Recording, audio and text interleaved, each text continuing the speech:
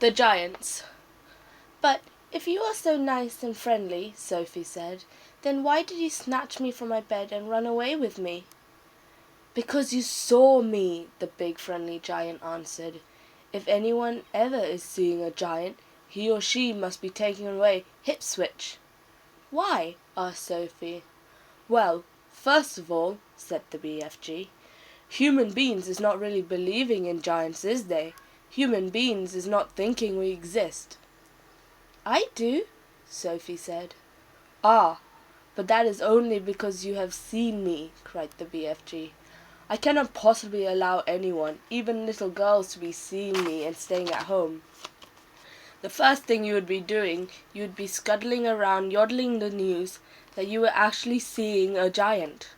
And then a great giant hunt, a mighty giant look-see would be starting up all over the world, with the human beings all rummaging for the great giant you saw and greatly wildly excited.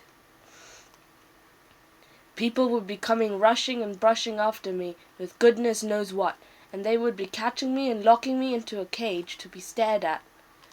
They would be putting me into a zoo or the bunkhouse with all the squiggling hippodumblings and crocodilies.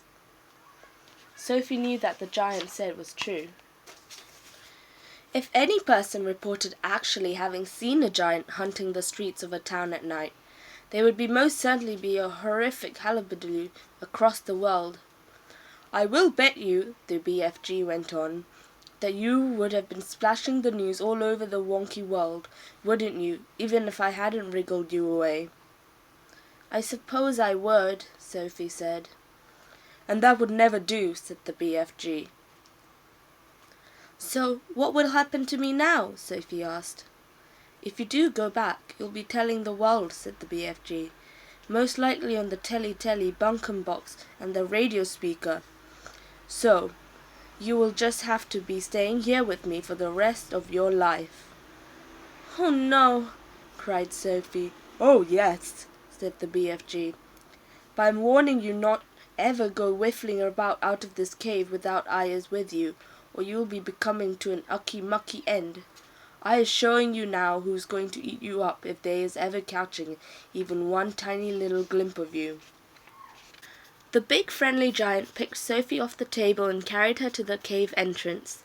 He rolled the huge stone to one side and said, Peep out over there, little girl, and tell me what you is seeing.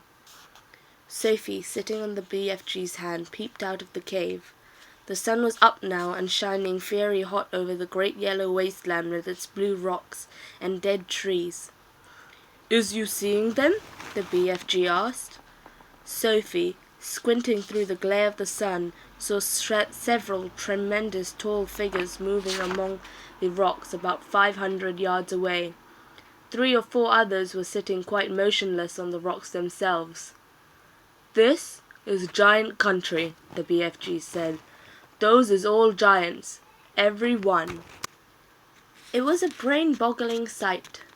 The giants were all naked except for a sort of short skirt around their waists, and their skins were burnt down by the sun. But it was the sheer size of each one of them that boggled Sophie's brain most of all.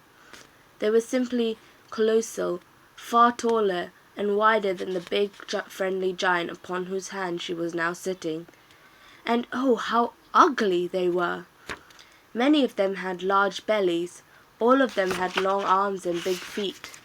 They were too far away for their faces to be seen clearly, and perhaps that was a good thing.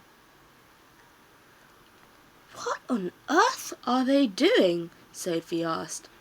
Nothing, said the BFG. They's just moochilling and foot-chilling around and waiting for the night to come.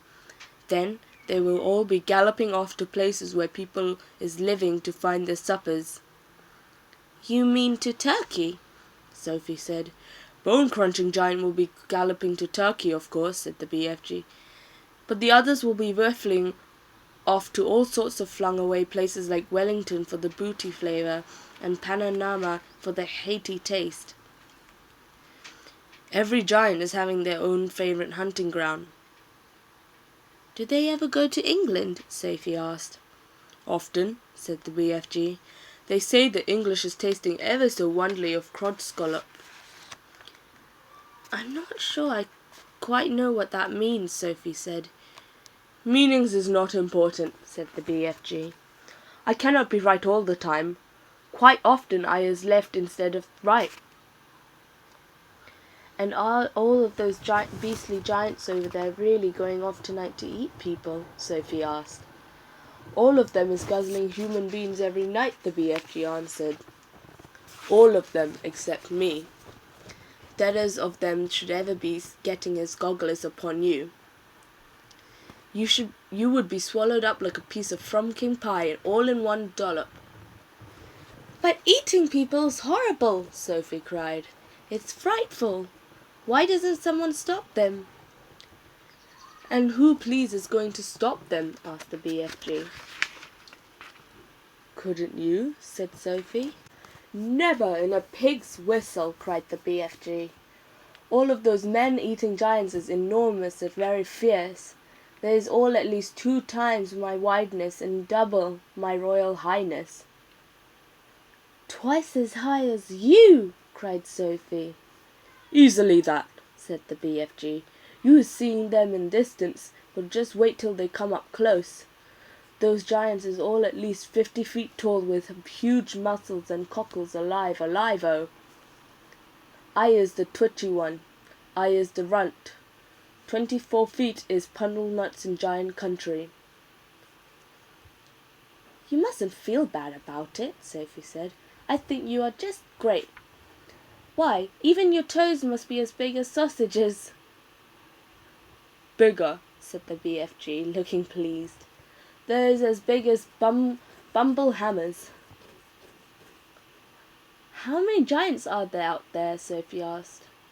9 altogether, answered the BFG. That means, said Sophie, that somewhere in the world, every single night, 9 wretched people get carried away and eaten alive.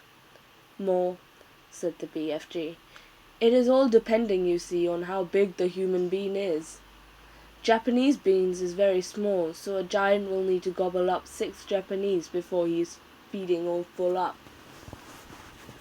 Others, like the Norway people and the Yankee Doodles, ever so much bigger, and usually 2 or 3 of those make a good tuck-in.